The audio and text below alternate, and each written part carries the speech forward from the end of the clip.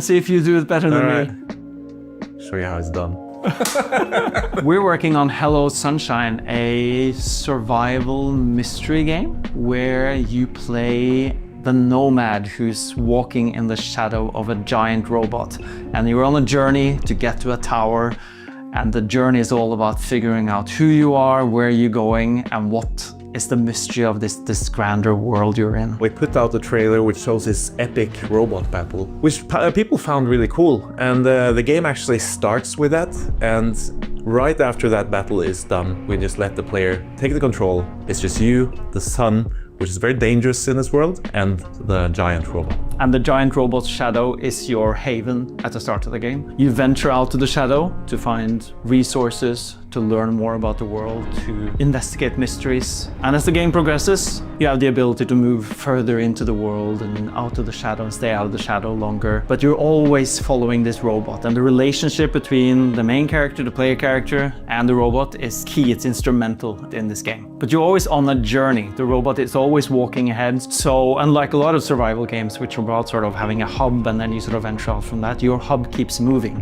and it keeps pushing you through this world. And at the start, you don't have any way to interact with the robot. You know, you're just sort of like trying to figure out like, what is this robot doing? Where is it going? It's going the same way we're going, which is great, but how long will that last? But as the game progresses, the relationship evolves.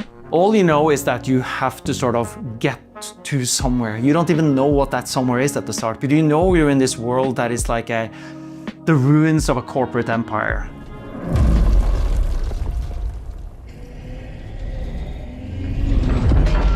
There are a lot of really good survival games out there, and all of them are very systems driven for the most part, right? Some of them are quite forbidding, they're quite tough.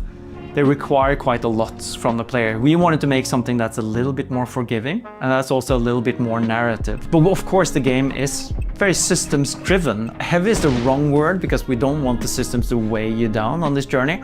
The systems are there in order to support the narrative and the player journey. Some of the core systems, like we've already mentioned, is sun shadow, of course. Water. If you stay in the shadow for too long, you're gonna start getting thirsty. You need to find some water, so you need to go out into those ruins and see if you can find some water. Instead of heat, it's just kind of ticking down and you need to hydrate. Warning, warning.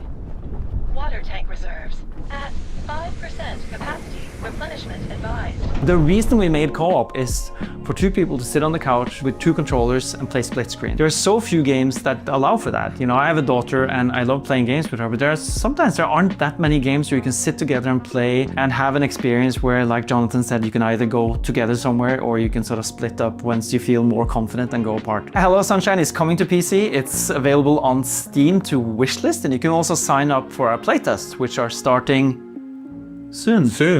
Soon, very soon.